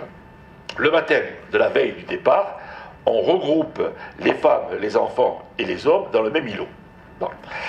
Le matin du départ, on les conduit sur le quai militaire du camp. Donc ils montent dans les wagons. Et si je prends par exemple le cas du convoi qui a quitté Rivesaltes le 4 septembre à 7h du matin, il était prévu pour transporter 1000 personnes. Il était formé de 3 voitures de voyageurs réservées aux femmes et aux enfants et aux malades, d'une voiture de voyageurs réservée au personnel d'escorte. En fait, il y avait 2 GMR dans chaque wagon, pour éviter les choses.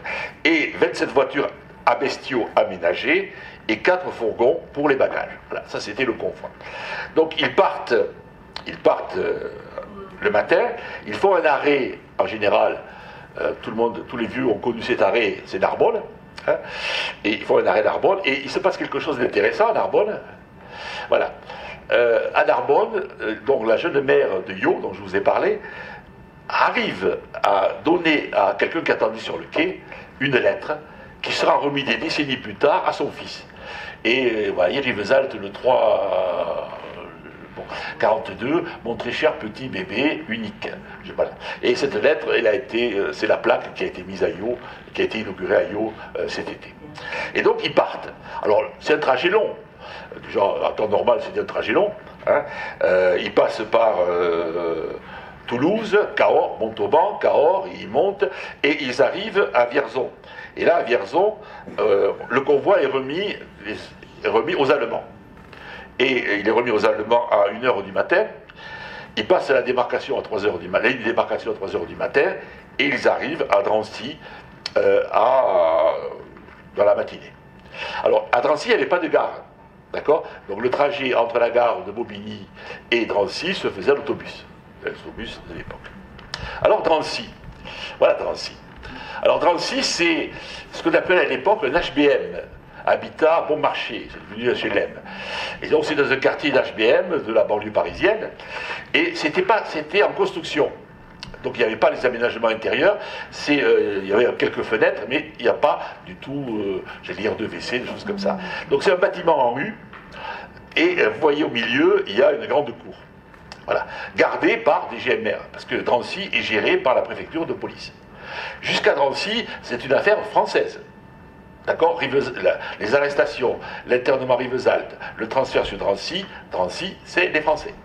Ce n'est qu'à Drancy que les Juifs étrangers seront remis aux Allemands. Quand ils arrivent à Drancy, ils passent devant des individus qui leur confisquent tous leurs bijoux et leur argent. Et c'est intéressant parce qu'on retrouve dans le site de la Shoah, du musée de la Shoah, on retrouve un certain nombre de ces coupons. Et là, je vais en faire une étude pour montrer que s'il y avait quelques juifs qui avaient des bijoux, parfois même pour une famille de commerçants de Perpignan, il y en a 4 pages. Donc, il y avait des juifs riches, entre guillemets. La plupart de ces juifs sont relativement misérables. Hein. Il y en a qui ont 150 francs dans leur poche. Dire que 150 francs, vous n'allez pas loin avec ça, hein, à l'époque. Et donc, ils sont à Drancy. Et donc, à Drancy, alors, Drancy, c'est une histoire très longue, je vais faire rapide. Ça a été créé comme centre d'internement pour les communistes en septembre 1939. C'est devenu un front stalag où les Allemands ont mis des prisonniers de guerre en attendant de les envoyer en Allemagne. Ça, c'est 40. Après, c'est devenu un camp d'internement des Juifs de la région parisienne, lors de la rafle, en particulier de 42. Puis c'est devenu un camp de transit. Et c'est vraiment un camp de transit, parce que si vous prenez les 400 Juifs qui sont partis de Rivesaltes le 11 août 42, ils seront déportés le 14 août. C'est-à-dire qu'à Drancy, on y reste peu. D'accord ? Vraiment, on y reste 2-3 jours maximum. Et après, on part sur l'Allemagne. Alors, sur l'Allemagne, tous les Juifs arrêtés lors de la rafle sont envoyés à Auschwitz. Alors, Auschwitz, je vais quand même détailler un peu Auschwitz, parce que dans l'esprit des gens, moi j'y suis allé X fois parce que j'avais des écoles polonaises, c'est mais en fait, Auschwitz, c'est 3 choses différentes. Vous avez le camp principal dit Auschwitz 1. Alors, c'est une caserne de l'armée polonaise. Donc c'est des briques, c'est une caserne en dur, et cette caserne en dur, c'est là qu'on va mettre, dès l'invasion allemande, qu'on va mettre les élites polonaises.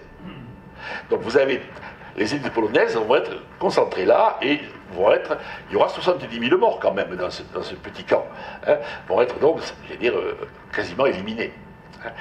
Dans ce camp, après l'invasion de l'Union soviétique, vont arriver les prisonniers de guerre soviétiques.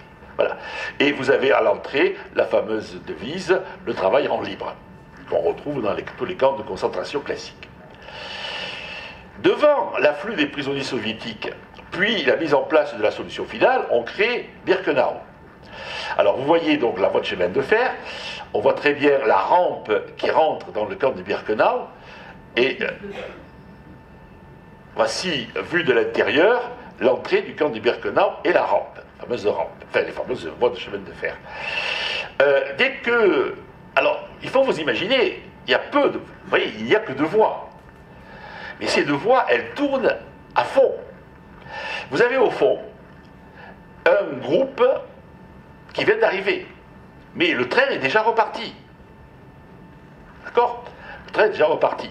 Et là, vous avez le train qui est arrivé en gare, ils sont descendus, vous voyez au fond tous les bagages qui sont accumulés, et on a fait, c'est la sélection, on a fait deux groupes, ceux qui vont partir directement à la chambre à gaz, et ceux qui vont travailler soit à Birkenau, soit dans les camps qui sont autour. Alors, voici un plan plus détaillé, parce que je vais quand même évoquer quelque chose. C'est que la différence entre 14-18 et 39-44, pour la population allemande, elle est colossale. Pendant la Première Guerre mondiale, les Allemands ont souffert des pénuries considérables. Ils ont manqué de tout. D'où ce qu'on appelle l'invention des ersatz.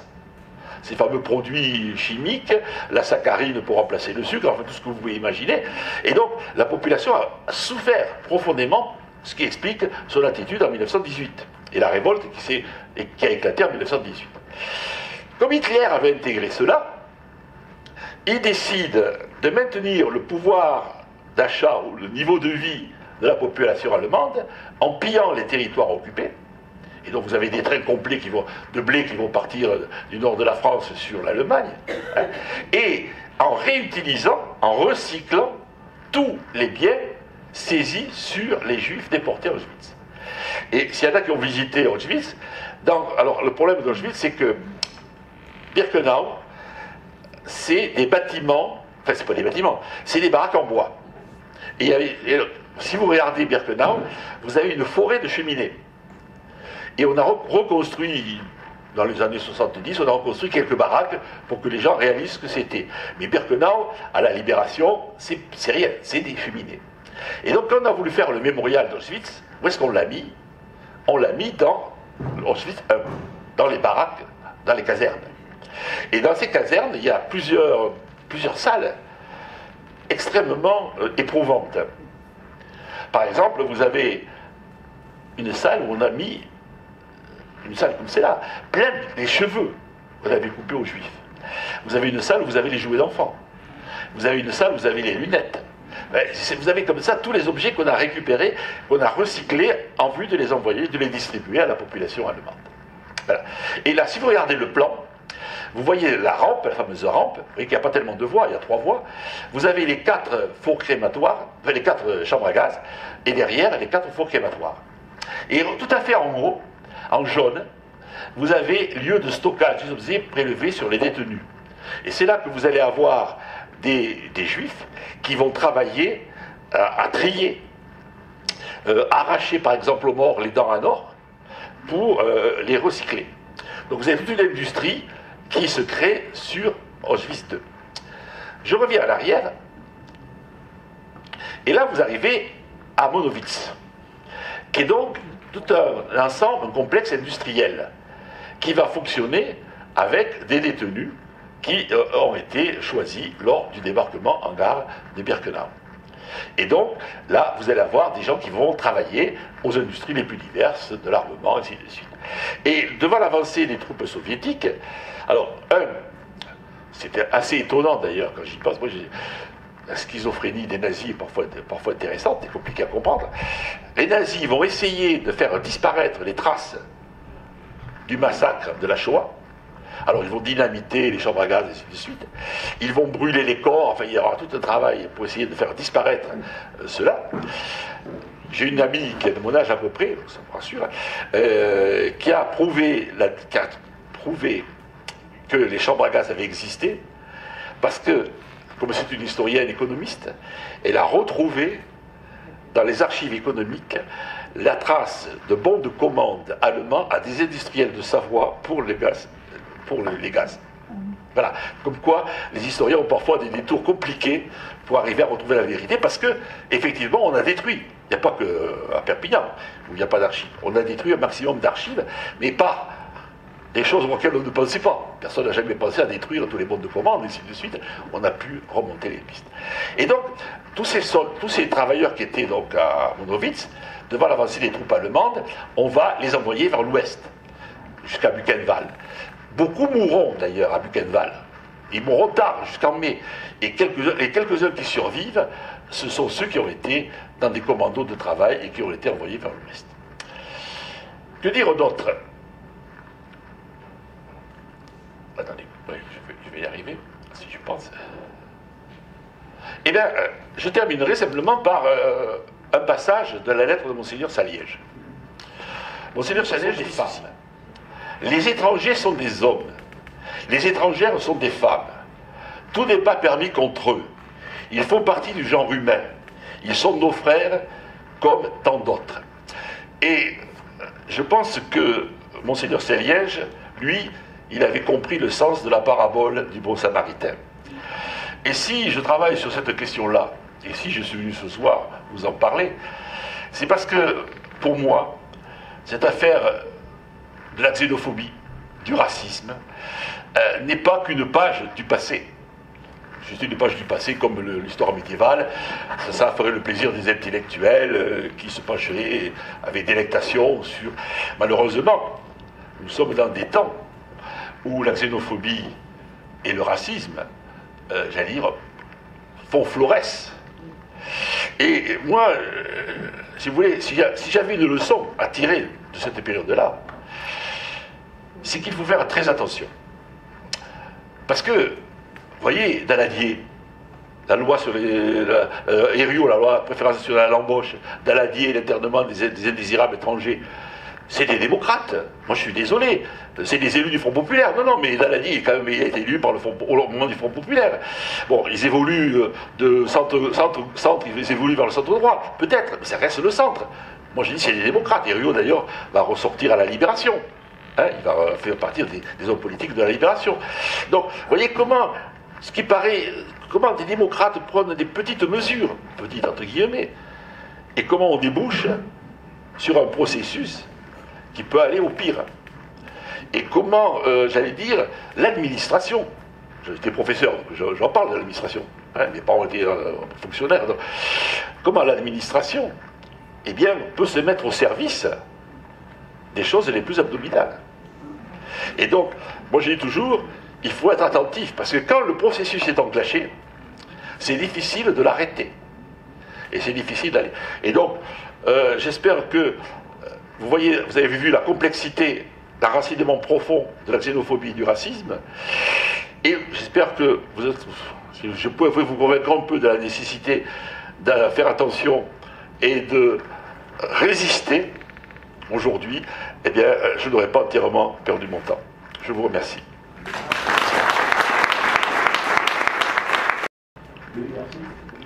Est-ce qu'on a idée de ce qu'est advenu de l'administration en place? Ah, ben vous savez, l'épuration et la libération est un vaste sujet. Moi, je travaille en particulier sur la résistance à de Casseville. Vous avez un commissaire de police qui avait été particulièrement actif contre la résistance, qui a été muté en Lorraine. Voilà. C'est compliqué la question de l'épuration. Parce que, je vous dis, vous avez les têtes pensantes, c'est facile de les repérer. Et puis vous avez, j'allais dire, le fonctionnaire. Et je pense que pour certains résistants, la question de l'épuration leur posait une question fondamentale. Est-ce qu'ils pouvaient accepter l'idée que les fonctionnaires, je parle des fonctionnaires parce que c'est eux qui mettent en honte les choses, soient des citoyens capables de dire non? Voilà, c'est ça le fond du problème. Parce que si vous êtes sur des militaires et des fonctionnaires obéissants, qui sont les responsables? Les responsables politiques, qui ont donné les ordres. Vous n'êtes pas, vous, responsable personnellement de l'application. Si vous êtes quelqu'un dans la logique de l'obéissance à un ordre venant d'en haut, vous êtes irresponsable. Vous voyez? Donc c'est un débat très fort. C'est ce que j'ai étudié dans une thèse, c'est ce que j'appellerais le soldat citoyen. Est-ce que le soldat doit, à la libération, la question s'est posée.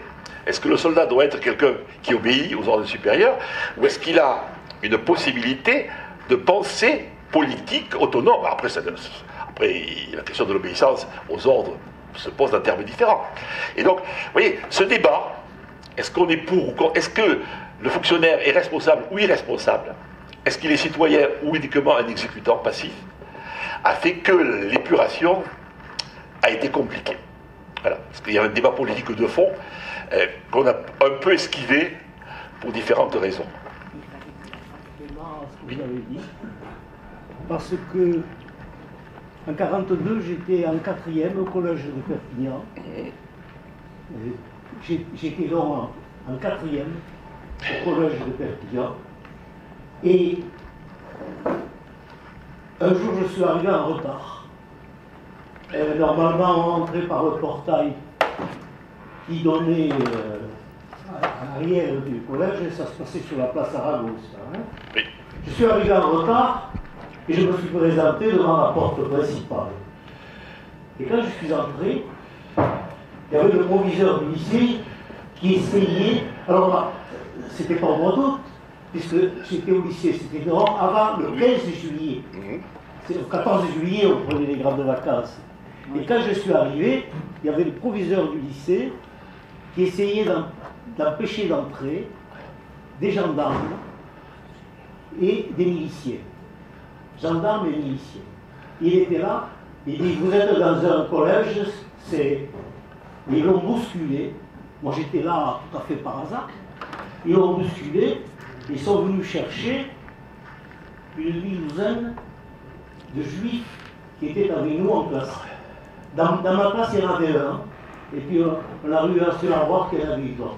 Et donc ça, c'était avant la rafle de juillet. Alors, écoutez, j'ai retrouvé dans les archives... Vous étiez au courant de ça? Oui, alors j'ai retrouvé dans les archives un rapport d'un Allemand au préfet qui dit, mais qu'est-ce que c'est que cette France où le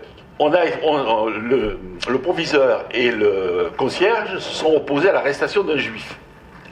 Nous, en Allemagne, la police peut rentrer partout. Non, mais... Et donc, c'est pour ça que j'ai retrouvé la trace, parce que, si vous voulez, il y avait eu un document. Parce que les historiens, s'il n'y a pas de document, ils sont un peu légers. Hein. Et ça, j'en parle. C'est une proposition malhonnête pour les années à venir. Je suis en train de terminer un livre sur l'école pendant la Deuxième Guerre mondiale dans les Pyrénées-Orientales, où j'évoque cette question, justement. Hein, les réactions des élèves, et en particulier grâce à un historien local, ce qui n'est pas péjoratif dans la bouche, je suis très reconnaissant qu'il ait travaillé, d'Ille-sur-Tête. Il a recueilli les témoignages d'enfants qui étaient à l'école quasiment primaire, voire au tout début de l'école primaire, leur réaction quand une de leurs camarades juives a été arrêtée. Et le désarroi des enseignants face à cette situation. Des enseignants et des élèves. Oui, alors les enseignants, il y a une gamine qui dit « Mon institutrice pleurait ». Et les enseignants ont été capables de dire quoi que ce soit. Et donc, je parle de D'Ille-sur-Tête, ce cas précis, là où on a les témoignages. Et donc, vous voyez l'intérêt de l'histoire locale aussi, très locale, parce que les historiens qui, eux, labourent le terrain, recueillent des témoignages sur la longue durée, et pour mettre à la disposition de tout le monde des renseignements précieux. Oui, madame? N'avait-il pas une pression pour être obligé d'obéir? Mais oui, les textes sont clairs. On menace de sanctions les fonctionnaires qui s'opposeront, saboteront, enfin, c'est évident. C'est évident que la machine administrative est là. Hein, et que c'est extrêmement compliqué quand vous êtes dans un commissariat de police où il y a quand même un certain nombre de gens qui sympathisent avec le régime, il faut dire les choses comme elles sont, hein, de prendre des positions. Donc c'est pour ça que je dis que les choses, il faut les arrêter avant. Parce qu'une fois que c'est lancé, ça devient extrêmement compliqué. Je pensais par exemple à la guerre d'Algérie et à des situations impossibles d'appeler du contingent mis face à des choses qui étaient affreuses pour eux, mais sur lesquelles ils ne pouvaient pas difficilement intervenir ou s'opposer. Donc je pense, voilà, un exemple précis, la guerre d'Algérie. Donc si vous voulez, c'est important ça. Hein? Moi aussi.